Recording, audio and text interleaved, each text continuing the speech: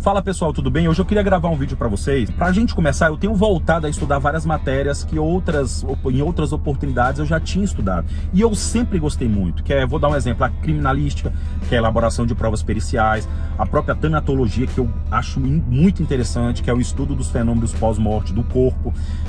Mas o que eu queria trazer para vocês hoje é a respeito de um ponto da criminologia, que é a vitimologia. E dentro desse contexto é como o criminoso ele seleciona as suas vítimas. Ele tem critério, não tem? Então isso é muito interessante. Mas antes de a gente começar, eu só quero dar um conceito pequeno do que é a criminologia, tá? Eu tenho minhas anotações, que já são anotações de outras anotações que eu tenho, de cadernos que na época eu estudava. Então eu fiz simplesmente algumas adaptações, né, alguns compilados e vou trazer para vocês algumas informações. A criminologia, galera, é uma ciência empírica. O que é isso? Ela é baseada em experiências e observações, tá?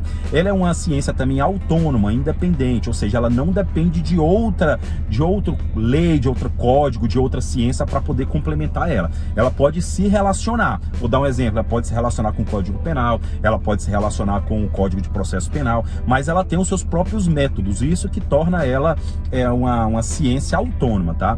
Ela vai estudar, vou falar alguns pontos principais, ela vai estudar a questão do crime, ela vai estudar a personalidade delitiva do criminoso, ela vai estudar também a questão da vítima. Então são pontos aí que eu coloquei para vocês, tá? Outra coisa interessante também, que já há entendimentos que quando o criminoso ele vai escolher selecionar as suas vítimas, isso é muito rápido, muito automático e muitas vezes inconsciente na mente dele, tá?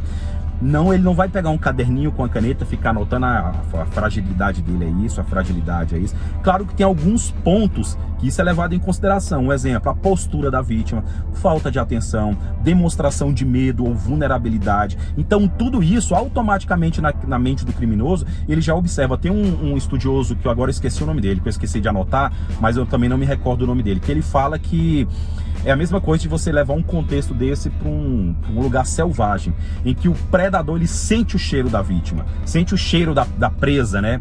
Contextualizando. Então é mais ou menos isso. Esses fatores é o que faz da mente dele ter uma forma criteriosa muito rápida. Claro que ele também, quando a gente fala de vulnerabilidade, ele vai observar tanto a vulnerabilidade da vítima e a dele. Isso não é uma exceção, porque nós vemos aí que quando foge da exceção, de vez em quando um desses se dá muito mal, quando age por impulso. Mas na maioria dos casos, ele também vê se aquela vulnerabilidade também ele não está correndo risco, tá bom? E agora nós vamos entrar em alguns pontos que devem ter um pouquinho de atenção. Olha só, em relação à postura, criminosos podem observar a postura corporal em busca de sinais de fraqueza, submissão ou vulnerabilidade.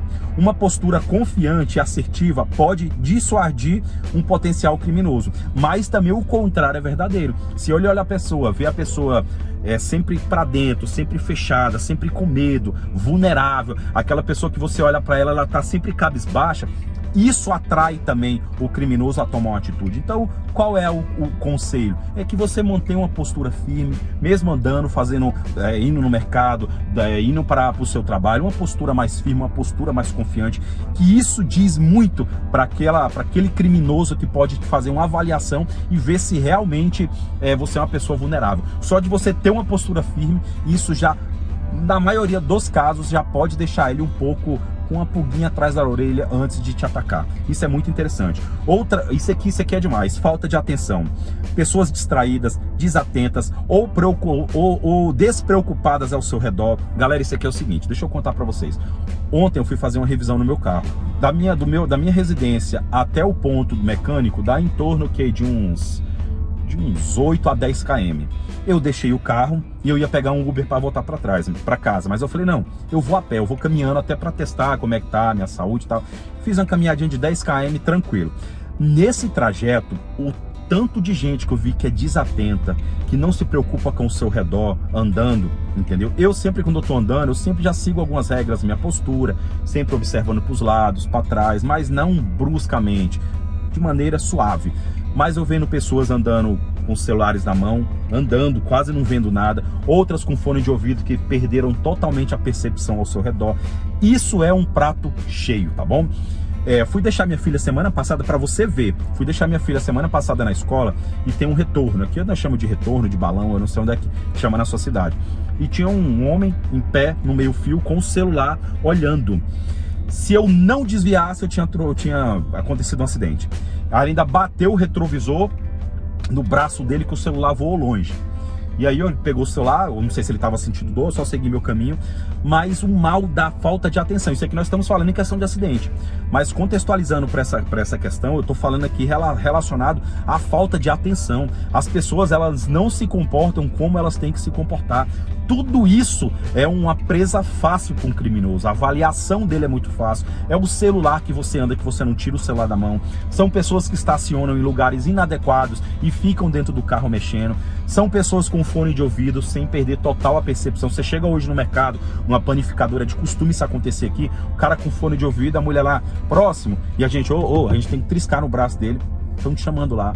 Então tenha muito cuidado com essa falta de atenção. Outro ponto interessante aqui também que é levado em consideração são padrões de comportamento, tá? Criminosos podem observar os padrões de comportamento das pessoas ao longo do tempo para identificar potenciais vítimas. Por exemplo, uma pessoa que sempre caminha sozinho em determinada área, em horários específicos, pode se tornar alvo fácil. Ou você que já tem uma rotina muito certinha, tente diferenciar essa rotina para que aquele criminoso ele não observe e fale, pô, mas ela sempre passa por aqui, no mesmo horário, do mesmo jeito, mesmo padrão, eu vou armar alguma coisa.